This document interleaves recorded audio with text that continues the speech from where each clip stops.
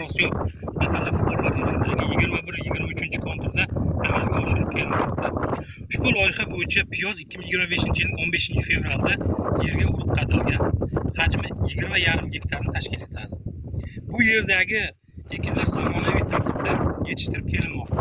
Hozirda piyoz yerdan to'liq unib chiqqan, 90 kun bo'lgan, yerga urib qadalib chiqqaniga qadar ushbu ekinni yetishtirish jarayoni 190-200 kunni tashkil qiladi.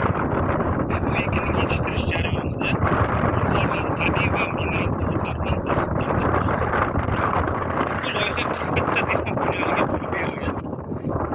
Bir kontur bir mahsulot dasturi samarali amalga oshirishda Temurbek ishlab chiqarish kooperativi biriktirilgan hamda har bir yer egasiga bank tomonidan biriktirilgan agronom orqali har bir yer egasiga har hafta ekinlarning yetishtirish jarayonidagi tartiblar to'g'risidagi tushunchalar berib boriladi. Har bir dehqon xo'jaligi 50 sotixdan yer maydoni ajratib berilgan bo'lib, 1 gektariga 70 tonnadan ziyod piyoz olishni rejalashgan jami 1400 tonnadan oshiq piyoz yetishtiriladi.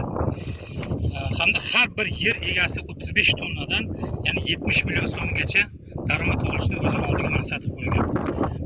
Kelgusida ushbu yer maydonlari yana ham kengayadi. Hamda ushbu yerdan zamonaviy tartibda